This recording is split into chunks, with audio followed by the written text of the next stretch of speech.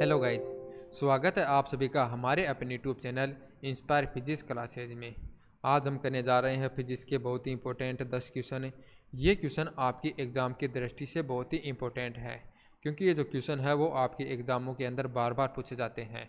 तो यदि आप इन क्वेश्चनों को सोल्व करते हैं तो ये क्वेश्चन आपके एग्ज़ाम के अंदर बहुत ही हेल्प करेंगे। तो शुरुआत करते हैं इन क्वेश्चनों की। हमारा जो पहला क्वेश्चन है वह है आपकी स्क्रीन पर। इसके अंदर आपको क्या पूछा गया है, किसी धातु का ऊष्मा चालकता गुणांक निर्भर होता है या निर्भर करता है दोनों पार्श्व के तापांतर पर, पट्टिका के क्षेत्रफल पर, धातु पट्टिका की मोटाई पर या धातु के पदार्थ पर। तो बताइए इसका राइट आंसर क्या होगा। इसके अंदर आप क्या दिया गया है कि आपके पास इस प्रकार से कोई एक धातु है, इसका जो ऊष्मा चालकता गुणांक के है वो आपको बताना है कि किस पर निर्भर करेगा। इसके सिरों का जो टेम्परेचर है T1 व T2 इनके अंतर पर यानी डेल्टा T पर, इसके पार्श्व के तापांतर पर, या इसका जो सरफेस एरिया है यहाँ पर इस पर निर्भर करेगा, या इसकी जो लंबाई है धातु की मोटाई इस पर निर्भर करेगा, या यह करेगा धातु के पदार्थ पर। ये जो मटेरियल है यानी यह किस धातु का बना हुआ है, ये चालक ये तांबा का बना हुआ है, सोना का है या लोहे का है, या किस धातु का बना हुआ है, यानी इसकी प्रकृति पर निर्भर करेगा। तो इस क्वेश्चन का जो राइट आंसर होगा वो होगा आपका ऑप्शन नंबर डी। दोस्तों याद रखना, जो ऊष्मा चालकता गुणांक होता है कि वो धातु के पदार्थ पर निर्भर करता है। ये कहाँ से लिया गया है, ये जो ऊष्मा चालकता का नियम है वो हमें क्या कहता है कि आपके पास कोई इस प्रकार से एक छड़ है जिसका जो सरफेस एरिया ए है और जिसकी जो लेंथ है वो कितनी है, एल है, और इनके सिरों पर जो टेम्परेचर है वो कितना है, T1 और T2 है। तो यहाँ पर दिया गया कि जो T1 का मान है वो T2 से ज़्यादा है, तो आपका जो तापांतर कितना हो जाएगा, वो T1 माइनस T2 हो जाएगा। तो यहाँ पर T1 का मान ज़्यादा है। हम सभी जानते हैं कि जो ऊष्मा का जो प्रवाह होता है वो उच्च तापमान से निम्न तापमान की ओर होता है, तो ऊष्मा का प्रवाह है इस प्रकार से होगा। तो यानी कि इस तरह से ऊष्मा का प्रवाह होगा। अब ये जो ऊष्मा का जो मान है, क्यू का मान, वो किस पर निर्भर करता है, वो याद रखना, इसका जो सरफेस एरिया होता है ए उसके समानुपाती होता है, और जो इसका जो तापांतर यानी T1 का मान और T2 के मान में जितना ज़्यादा अंतर होगा ऊष्मा का प्रवाह उतना ही होगा। यह समय पर भी निर्भर करता है कि जितने लंबे समय के लिए ऊष्मा का प्रवाह होगा उतना ही ऊष्मा का मान ज़्यादा होगा, और यह एल के व्युत्क्रमानुपाती होता है, यानी इसका लंबाई जितनी ज़्यादा होगी उतना ही ऊष्मा का प्रवाह कम होगा। तो इस समानुपाती स्थिरांक को उठाने के लिए एक यहाँ पर नियतांक लगाया जाता है, वह नियतांक होता है के, और यही के हमारा क्या होता है, कोएफिशिएंट ऑफ थर्मल कंडक्टिविटी यानी ऊष्मा चालकता गुणांक। तो यहाँ पर यह क्या है कि नियतांक है। तो नियतांक है, इसका मतलब क्या है कि यह ना तो क्षेत्रफल पर निर्भर करेगा, ना ही इसके जो पार्श्व का तापांतर है उस पर निर्भर करेगा, और ना ही समय पर, और ना ही धातु की मोटाई पर। यह निर्भर करता है कि यह जो धातु है वो यानी किसका बना हुआ है। यदि ये धातु आपकी तांबे की है तो इसके लिए इसका मान 400 रखा जाएगा। ये धातु यदि आपकी सोने की है, गोल्ड की है, तो इसके लिए इसका मान 300 रखा जाएगा। यदि ये धातु आपकी आयरन की है तो इसलिए इसका मान यहाँ पर के का मान कितना हो जाएगा, 80। तो इस प्रकार से इस क्वेश्चन का राइट आंसर हो जाएगा ऑप्शन नंबर डी, यानी जो के का मान है वो किस पर निर्भर करेगा, धातु के पदार्थ पर। अब चलते हैं सेकंड क्वेश्चन पर। यह है आपका सेकंड क्वेश्चन है। इसके अंदर आपको क्या पूछा गया है कि एक एसएचएम का समीकरण y is equal to A sine 2 pi n t plus alpha है, जो कि t समय पर कला होगी। आपको क्या बताना है कि आपको इस इक्वेशन दी गई है और आपको बताना है कि t समय पर इसका फेज कितना होगा, कला कितनी होगी। तो बताइए इसका राइट आंसर क्या होगा। आपको पता होना चाहिए, जो यानी कि नॉर्मली जो एसएचएम का एक समीकरण होता है वो ये होता है A sine omega T plus phi. यहाँ पर ओमेगा का मान हम सभी जानते हैं, ओमेगा इज इक्वल टू क्या होता है, 2 पाई एन या म्यू या एफ। तो यहाँ पर ये जो एक नई इक्वेशन इसको इस प्रकार भी लिख सकते हैं, A is equal to sine 2 pi n t plus phi naught. तो याद रखना दोस्तों, ये जो साइन के अंदर ये होता है ये होती है इसकी फेज, यानी ये वाला जो पूरा पार्ट होता है ये होता है कला। यानी जो हमारा मान लेते हैं कोई एक यानी वर्तीय कण है, जो वर्तीय यानी कि पथ पर जो गति कर रहा है, आवर्त गति कर रहा है, तो टी समय में यह साम्यावस्था से कितना कोण बनाएगा, ये ही अब आपकी क्या होती है, फेज होती है, कला होती है। तो इसका जो मान होगा वो होता है 2 pi n t plus phi naught. यहाँ पर फाई नोट की जगह आपको एल्फा दिया हुआ है, तो टी समय में इसकी जो कला हो जाएगी वो कितनी हो जाएगी, 2 pi n t plus alpha. दोस्तों यहाँ पर जो फाई नोट होता है वो क्या होता है ये भी याद रखना, यानी t बराबर 0 पर इसकी साम्यावस्था से कितनी कला होती है, यानी साम्यावस्था से यह कितना एंगल बनाता है। यदि अपन यहाँ पर इस इक्वेशन के अंदर t का मान 0 रखते हैं तो ये जो y इक्वेशन है वो आपकी इस प्रकार से होगी a साइन फाई नोट। तो इसका मतलब क्या हो जाएगा कि यह t बराबर 0 पर जो साम्यावस्था से एंगल कितना बनाएगा, फाई नोट बनाएगा। और कई बार ये जो पूछ लिया जाता है ओमेगा टी क्या है, ओमेगा टी क्या है कि आपका t बराबर 0 है, उसके बाद में जब t समय तक यह कितना एंगल बनाएगा, यानी अगले t समय में t बराबर 0 से t बराबर यानी t समय तक यह जितना एंगल बनाता है वो कितना हो जाएगा, ओमेगा टी। तो इस प्रकार से समय अवस्था से t समय बाद कितना एंगल बनाएगा, वो बनाएगा आपका phi naught plus omega t, या इसको इस प्रकार से भी लिख सकते हैं 2 pi n t plus alpha. तो इस क्वेश्चन का राइट आंसर हो जाएगा ऑप्शन नंबर डी वाला। आई होप ये आपको अच्छी तरह से समझ में आ गया होगा और इसमें 3 क्वेश्चन आपको समझ में आ गए होंगे। यानी आपको पूछ लिया जाता है कि फाई नोट क्या है, फाई नोट क्या हो जाएगा आपका t बराबर 0 पर कला, यानी कि यह साम्यावस्था से t बराबर 0 पर कितना कोण बना रहा है। ओमेगा टी क्या है, यह t बराबर 0 से लेकर के t बराबर t तक यानी कितना एंगल बना रहा है। और phi naught plus omega t क्या है कि यह साम्यावस्था से t यानी समय t पर कितना यानी कला है, इसकी कला कितनी है, कितना एंगल बनाएगा। तो इस प्रकार से इस क्वेश्चन का राइट आंसर होगा ऑप्शन नंबर सी। अब चलते हैं थर्ड क्वेश्चन पर। इस क्वेश्चन में आपको क्या पूछा गया है कि किसी माध्यम में ध्वनि तरंगें 3 सेकंड में 2 किलोमीटर तथा वायु में 10 सेकंड में 3 किलोमीटर की दूरी तय करती हैं। ध्वनि तरंगों की इन दो माध्यमों में तरंग दैर्ध्य का अनुपात होगा। इसमें क्या दिया हो कि आपके पास यानी कोई दो माध्यम है। पहले माध्यम में जो प्रकाश है वो t बराबर 3 सेकेंड में कितनी दूरी करता है, 2 किलोमीटर। दूसरे माध्यम में यानी दूसरा माध्यम आपका क्या है, वायु, इसके अंदर यह है 10 सेकेंड में कितनी दूरी कर रहा है, 3 किलोमीटर। और आपको क्या पूछा गया है कि इनकी तरंग दैर्ध्य का अनुपात होगा। तरंग दैर्ध्य क्या होती है, लैम्डा होती है। तो यानी आपको पूछा गया है कि जो λ1 अपॉन में λ2 का जो रेशियो होगा वो क्या होगा। तो इस माध्यम में आपको समय दिया हुआ है, विस्थापन दिया हुआ है, तो अपन वेलोसिटी निकाल सकते हैं। वेलोसिटी हम सभी जानते हैं क्या होता है, दूरी बटे समय। तो यहाँ पर v इज इक्वल टू हो जाएगा दूरी बटे समय। दूरी का मान यहाँ पर 2 रख दिया और समय का मान 3 रख दिया। दूरी किलोमीटर में है, समय सेकंड में, तो हो जाएगा 2/3 किलोमीटर पर सेकंड। दूसरे माध्यम में तरंग की चाल हो जाएगी इसी प्रकार से आपकी कितनी हो जाएगी, 3/10 किलोमीटर पर सेकंड हो जाएगी। और हम सभी जानते हैं कि यदि कोई माध्यम है उसका तरंग दैर्ध्य क्या है, लैम्डा है, और एक तरंग इसके अंदर गमन कर रही है, यानी तरंग इससे क्या कर रही है, गुजर रही है। उस तरंग की आवर्ती यदि n है तो इसके अंदर जो वेलोसिटी है वो आपकी कितनी होती है, n लैम्डा होती है। v is equal to n lambda, ये फॉर्मूला आपको याद रखना है। तो इस फॉर्मूले से अपन देखते हैं कि जो v होते हैं वो किसके समानुपाती है, माध्यम की तरंग दैर्ध्य के। तो यहाँ से आपका जो λ1 और बटे λ2 है, इनका रेशियो किसके बराबर हो जाएगा, इनके वे के रेशियो के। वे का मान हमें दिया हुआ है, तो इस प्रकार से अपन λ1 और λ2 का रेशियो निकालने के लिए इसके वे का मान रख देंगे।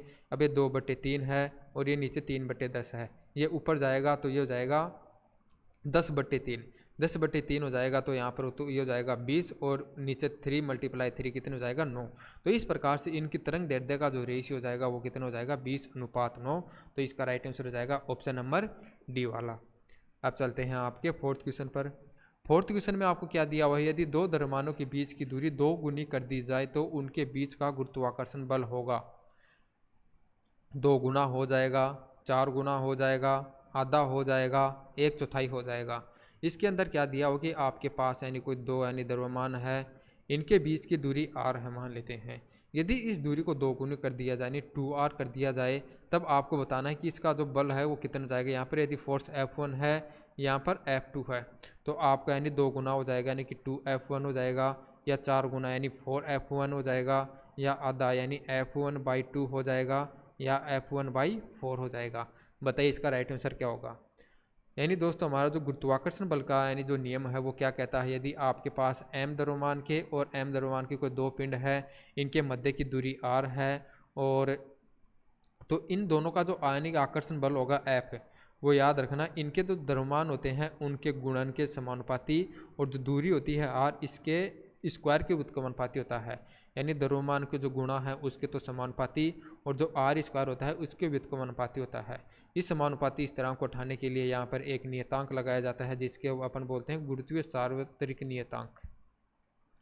तो हमें इसका यहाँ पर ज़रूरत नहीं है। हमें इसके मतलब है कि जो बल है वो किसके व्युत्क्रमानुपाती है, आर स्क्वायर के। तो आपका जो बल है वो आर स्क्वायर के व्युत्क्रमानुपाती हो जाएगा।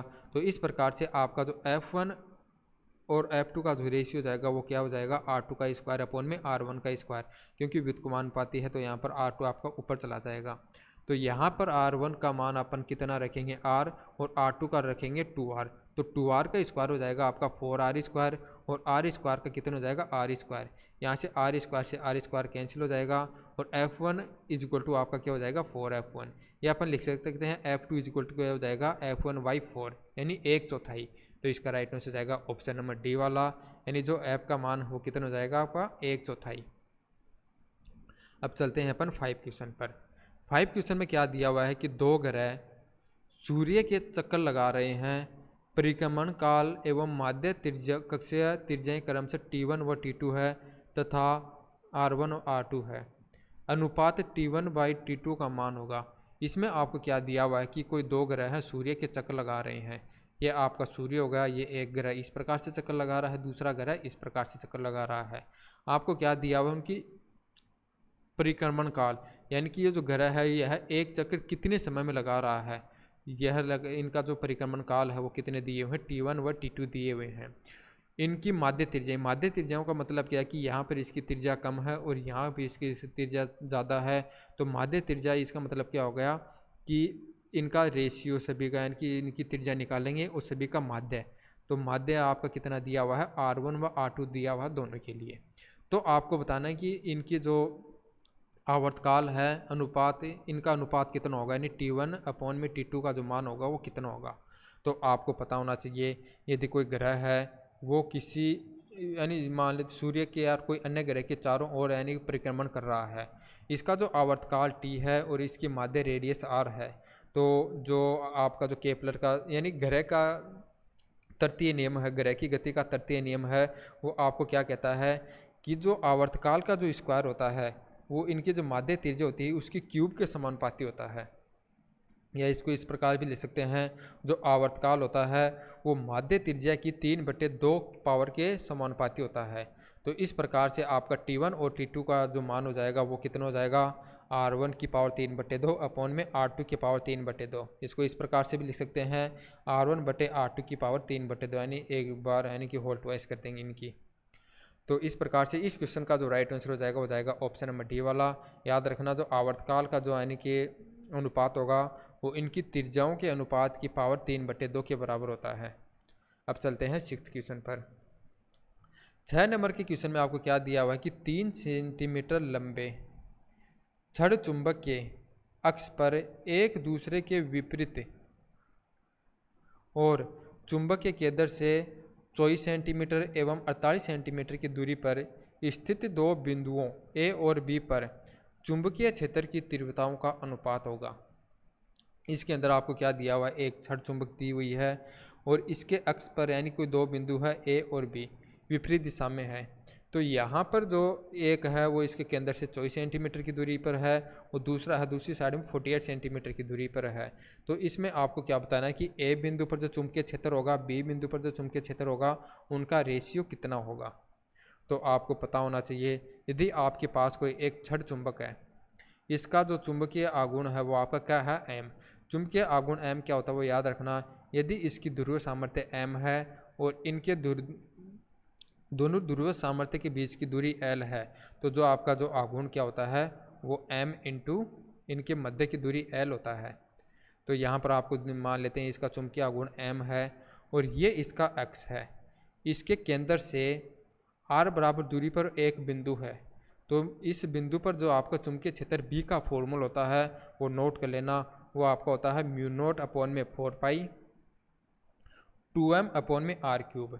यदि इसके निरक्ष पर आपको r दूरी पर यानी चुंबकीय क्षेत्र पूछा जाता तो वो आपका, वो भी आप नोट कर लेना। यहाँ पर लिख देता हूँ μ0 अपॉन में 4 और ये क्या होता है m अपॉन में r³ होता है। इस फॉर्मूले से अपन देखते हैं जो चुंबकीय क्षेत्र होता है वो किसके व्युत्क्रमानुपाती है, r³ के व्युत्क्रमानुपाती है। तो इस प्रकार से यहाँ पर ए और बी बिंदु यानी कि यह है बिंदु यानी कि अक्ष पर कोई भी डायरेक्शन में हो, दोनों के लिए फॉर्मूला सेम रहता है। तो इस प्रकार से बी ए अपॉन में बी टू यानी बी बी है वो आपका क्या हो जाएगा इज इक्वल टू में आर बी का स्क्वायर, सॉरी दोस्तों स्क्वायर नहीं होगा, यहाँ पर होगा क्यूब, और इसमें भी क्या हो जाएगा क्यूब। तो आर बी और आर ए का मान अपन रखेंगे, आर बी का मान आपका 48 है और आर ए का मान 24 है।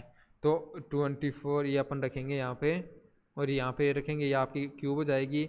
24 को अपन 48 से डिवाइड करेंगे तो आपका क्या निकल कर आएगा 2, और 2 की क्यूब आप करेंगे तो आपका कितना हो जाएगा 8, या इसको 8 अपॉन में 1 भी लिख सकते हैं। तो इस प्रकार से आपका ए बिंदु पर चुंबकीय क्षेत्र और बी बिंदु पर जो चुंबकीय क्षेत्र है उनका जो अनुपात हो जाएगा वो कितना हो जाएगा 8:1 हो जाएगा, या इनकी तीव्रताओं का अनुपात डायरेक्ट 8 भी लिख सकते हैं। तो इसका राइट आंसर हो जाएगा ऑप्शन नंबर ए वाला। दोस्तों याद रखना जो बी है वो किसके व्युत्क्रमानुपाती होता है r³ के, तो यहाँ से इस प्रकार से हो जाएगा ये। अब चलते हैं 7th क्वेश्चन पर। 7th क्वेश्चन में आपको क्या दिया हुआ है, एक विद्युत बल्ब को 60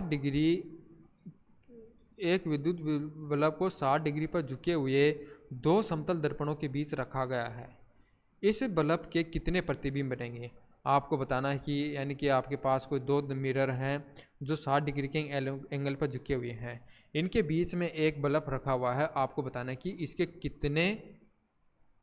इसके कितने वो बनेंगे बल्ब प्रतिबिंब, या अपन बोल सकते हैं इमेज।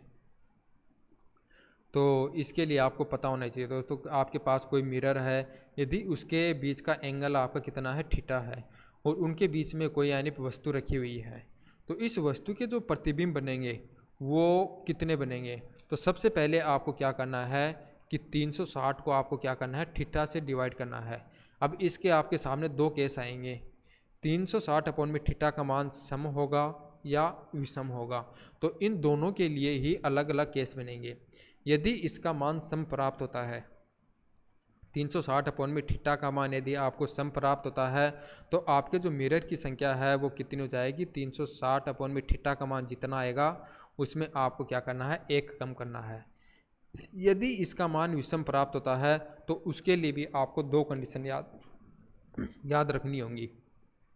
यदि जो वस्तु है वो उसके यानी सममित यानी उसके बिल्कुल बीचों बीच रखी हुई होती है, यानी कि सेंटर पे रखी होती है, तो उस कंडीशन में जो मिरर का यानी कि जो प्रतिबिंबों की संख्या हो जाएगी, इमेज की संख्या हो जाएगी, वो आपकी 360 अपॉन में थीटा -1 होगी। यदि यह सममित रूप से न रख करके तो या तो यहाँ पे रखा हुआ है या इसके पास रखा हुआ है, यानी कि बिल्कुल सेंटर में रखकर किसी एक और रखा है, तो उस कंडीशन में जो मिरर की संख्या हो जाएगी वो आपकी कितनी, यानी जो 360 में यानी थीटा से डिवाइड करेंगे तो जो मान प्राप्त होगा वही आपके कितने हो जाएंगे मिरर के बराबर हो जाएगा। तो ये वाला केस आपको याद रखना है, यदि यानी दूर यानी कि बीच में ना रखा हो और इसका मान आपका विषम प्राप्त हो रखा हो तो इसके लिए आपको 1 माइनस नहीं करना है, अन्यथा इसमें से 1 घटाना है। यहाँ पर आपको क्या दिया हुआ है, इसका मान 60 दिया हुआ है। 360 को यदि आप 60 से डिवाइड करेंगे तो आपका 100 प्राप्त होगा, तो जो कि एक सम संख्या है। तो यहाँ पर जो प्रतिबिंब संख्या के लिए इसमें से 6 में से 1 कम करेंगे तो आपका राइट आंसर हो जाएगा 5। तो प्रतिबिंबों की संख्या कितनी हो जाएगी 5, ये नोट कर लेना। अब है 8 नंबर का क्वेश्चन। 8 नंबर के क्वेश्चन में क्या दिया हुआ है कि दिष्ट धारा के लिए प्रयुक्त एमीटर के द्वारा प्रत्यावर्ती धारा नहीं माप सकते, क्यों? आपको क्या बताना है कि आपका जो डीसी एमीटर है उसके द्वारा अपन एसी करंट को नहीं माप सकते, क्यों? इसका राइट आंसर क्या होगा, प्रत्यावर्ती धारा डीसी एमीटर में प्रवाहित नहीं हो सकती। पूर्ण चक्र के लिए इसका माध्य मान 0 होता है। प्रत्यावर्ती धारा काल्पनिक है। प्रत्यावर्ती धारा अपनी दिशा बदलती है। दोस्तों याद रखना, जो आपकी ये होती है आपका एसी करंट, ये होता है डीसी करंट। तो डीसी करंट होता है, इसका जो मान होता है वो इस प्रकार से होता है, और एसी करंट का मान पहले आपका पॉजिटिव होगा, फिर उतना ही नेगेटिव होगा, नेक्स्ट सर्कल में दोबारा उतना पॉजिटिव होगा, फिर उतना भी नेगेटिव होगा। तो अपन एक चक्कर के अंदर यदि इसका माध्य मान निकालते हैं तो पहले जितना मान पॉजिटिव होता है उतना ही मान आपका क्या होता है नेगेटिव हो जाता है। तो इस प्रकार से एक पूर्ण चक्कर में इसका जो माध्य मान होता है वो आपका क्या प्राप्त होता है, 0 प्राप्त होता है। और डीसी मीटर क्या करता है, ये आपका डीसी मीटर है, इसके अंदर एक निडल रहती है। वो क्या करते हैं, यदि आप इसे डीसी मापोगे तो क्या कि मान लेते हैं यहाँ पर आपका 2 एम्पियर है और यह स्थिर है, तो ये 2 एम्पियर यहाँ पर क्या रहेगा, स्थिर रहेगा, यानी कि इसका मान आपका दिखा देगा। लेकिन यदि आपको AC से जोड़ोगे आप इसको, तो क्या है, पहले तो इसका मान पॉजिटिव होगा, यानी कि पॉजिटिव आएगा तो यहाँ तक आएगा, फिर इसका मान यहाँ पर नेगेटिव हो जाएगा तो इसका मान नेगेटिव होगा तो निडल दोबारा आएगी, फिर ये यहाँ पर आएगी, फिर यहाँ पर, यानी कि ऐसे ऐसे बार बार चेंज होगी। तो यानी कि यह बहुत फास्ट होती है, तो ये निडल क्या आती है कि यहीं पर रह जाती है, यानी चेंज नहीं होती, क्योंकि इतना इसके अंदर प्रत्यास्थता नहीं रहती है, यानी बार बार अपनी पोजीशन चेंज नहीं करती, इतना टाइम नहीं होने के कारण क्या है कि ये स्थिर अवस्था में आ जाती है। और आपका जो एमीटर होता है, DC एमीटर होता है, इससे अपन AC करंट नहीं माप सकते हैं। तो इसका राइट आंसर जाएगा ऑप्शन नंबर बी। कई दोस्तों इसका right answer option number D चुनते हैं, वो क्या कहते हैं कि बार बार अपनी दिशा बदल रही है। दोस्तों जो AC करंट का दिशा का बदलने का मतलब ये हो गया कि करंट कभी इधर बहना, कभी इधर बहना, कभी इधर, कभी इधर, बल्कि ऐसा नहीं है। इसकी धारा का मान हमेशा एक ही रहता है, यानी कि यह धारा दिशा नहीं बदलती है, बल्कि इसकी वैल्यू का मान बदलता है। पहले पॉजिटिव होता है, फिर नेगेटिव होता है, फिर पॉजिटिव होता है, फिर नेगेटिव होता है, फिर पॉजिटिव, फिर नेगेटिव, बल्कि डायरेक्शन सेम रहती है। बल्कि इसका एक चक्कर के अंदर जो धारा का मान आपका कितना होता है, 0 होता है। तो इसका राइट आंसर जाएगा ऑप्शन नंबर बी। पूर्ण चक्कर के लिए इसका जो माध्यम मान होता है वो क्या होता है, 0। अब चलते हैं 9th क्वेश्चन में। 9th क्वेश्चन में आपको क्या बताना है कि विद्युत क्षेत्र में जा रहे एक धनावेशित कण पर लगने वाले विद्युत बल का परिणाम निर्भर करता है। इसके अंदर आपको क्या बताना है कि आपका कोई एक विद्युत क्षेत्र है E, इसके अंदर कोई आवेश क्यों रखा गया है, तो इस पर जो बल लगेगा वो कितना होगा, या किस पर निर्भर करेगा, आवेश के कण पर निर्भर करेगा, कण के वेग पर, विद्युत क्षेत्र की दिशा पर, या कण के द्रव्यमान पर। दोस्तों याद रखना, इस पर जो बल होगा वो केवल निर्भर करता है कण के आवेश पर, क्योंकि जो बल का फॉर्मूला होता है वो होता है QE। और यहाँ पर बल का मान नहीं पूछा गया है, बल्कि विद्युत बल का परिणाम पूछा गया है, यानी इसका मैग्नीट्यूड पूछा गया है। तो मैग्नीट्यूड है वो केवल आवेश पर निर्भर करेगा। यदि यहाँ पर बल का मान पूछा जाता तो बल तो क्या है कि विद्युत क्षेत्र की दिशा पर भी निर्भर करता है। यदि विद्युत क्षेत्र की दिशा इधर रहती तो इस पर फोर्स हमारा इसी डायरेक्शन में लगता, वो आपका कितना लगता, QE। यदि बल की डायरेक्शन इधर, यानी विद्युत क्षेत्र की दिशा इधर रहती तो इस पर बल आपका कितना लगता, -QE लगता। लेकिन यहाँ पर क्या है कि इसका मैग्नीट्यूड पूछा गया है, तो मैग्नीट्यूड का मान हो गया, तो यहाँ पर पॉजिटिव नेगेटिव का चक्कर नहीं रहेगा, केवल यह है आयन हमारा आवेश पर निर्भर करता है और चुंबकीय क्षेत्र पर निर्भर करता है। तो चुंबकीय क्षेत्र यहाँ पर इसके नहीं, सॉरी दोस्तों, विद्युत क्षेत्र इसके अंदर कहीं नहीं दिया हुआ है, विद्युत क्षेत्र की दिशा दिया हुआ है, तो यह गलत होगा। तो इस क्वेश्चन का जो राइट आंसर हो जाएगा वो जाएगा ऑप्शन नंबर ए, यह केवल कण के आवेश पर निर्भर करेगा। अब हमारा आज का अंतिम क्वेश्चन है। अंतिम क्वेश्चन भी बहुत अच्छा है। इसके अंदर क्या पूछा गया है कि एक समांतर प्लेट संधारित्र को आवेशित किया जाता है, यदि प्लेट को परस्पर दूर हटाया जाए तब। इसमें आपको क्या दिया हुआ है कि यह आपका एक प्लेट संधारित्र है और इसको आवेशित कर दिया गया है, यानी इस प्लेट पर पॉजिटिव चार्ज है, इस प्लेट पर नेगेटिव चार्ज है।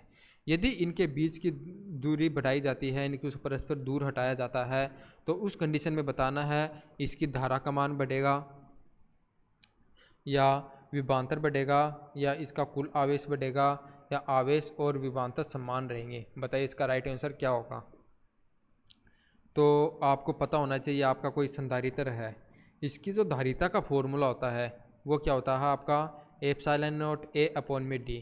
ε0 क्या है कि इसके बीच में जो माध्यम है इसकी विद्युतशीलता है, A इस प्लेट का क्षेत्रफल है, एरिया है, D इनके बीच की दूरी है। यदि आपका D का मान बढ़ाया जाएगा तो आपकी धारिता का मान क्या होगा, कम होगा, क्योंकि यहाँ पर जो धारिता है वो किसके व्युत्क्रमानुपाती है, D के, C D के व्युत्क्रमानुपाती है। तो आपका ये तो ऑप्शन नहीं होगा, क्योंकि धारिता का मान न बढ़ने की बजाय क्या होगा, घटेगा। और दूसरा फॉर्मूला यानी इस धारिता के लिए आपको याद रखना वो होता है Q = CV। Q = CV है। यहाँ पर दोस्तों याद रखना, इनको दूर रखें या पास रखें, इस प्लेट पर जो आवेश दिया गया है उसका आवेश उतना ही रहेगा, आवेश का मान चेंज नहीं होता। इस कंडीशन में यदि आवेश का मान समान है तो उस कंडीशन में आपका जो धारिता है वो किसके व्युत्क्रमानुपाती हो जाती है, V के। यहाँ पर यदि धारिता का मान कम हो रहा है तो इसका मान व्युत्क्रमानुपाती होने के कारण क्या कि वोल्टेज का मान बढ़ेगा, विभवांतर का मान बढ़ेगा। तो इसका राइट आंसर हो जाएगा ऑप्शन नंबर बी वाला। यानी यदि दो संधारित्र की प्लेटें हैं, इनको आपस में दूर लेके जाएंगे तो इनका जो विभवांतर का मान है वो उतना बढ़ेगा, धारिता का मान कम होगा और आवेश का मान है वो आपका क्या रहेगा, स्थिर रहेगा, याद रखना। तो इसका राइट आंसर हो जाएगा ऑप्शन नंबर बी। इस प्रकार से दोस्तों आपके 10 क्वेश्चन यानी कंप्लीट होते हैं। ये क्वेश्चन मैंने आपको टेलीग्राम पर भी करवाए थे। यदि आप भी यानी इन क्वेश्चनों के यानी क्विज के रूप में डाले थे। यदि आप क्वेश्चनों की क्विज करना चाहते हैं तो आप हमारे जो टेलीग्राम ग्रुप है इंस्पायर फिजिक्स क्लासेज उसको ज्वाइन करें। जो क्वेश्चन मैं आपको यहाँ पे सोल्व करा रहा हूँ, हर एक क्वेश्चन की क्यूज आपको यहाँ पर भी देखने को मिलेगी। तो इस प्रकार से इस वीडियो का यहीं अपन ख़त्म करते हैं और मिलते हैं आपको नेक्स्ट वीडियो में। तब तक आप सभी को जय हिंद, जय भारत।